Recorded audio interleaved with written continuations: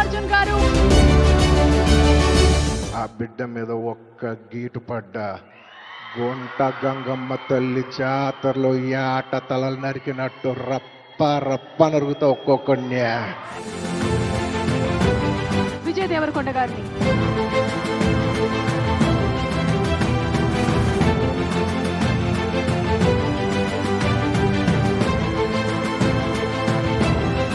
SS Rajamouli గారు. కల్కి 2898 AD కి గాను ప్రొడ్యూసర్ శ్రీ చలసాని అశ్విని దత్ గారు.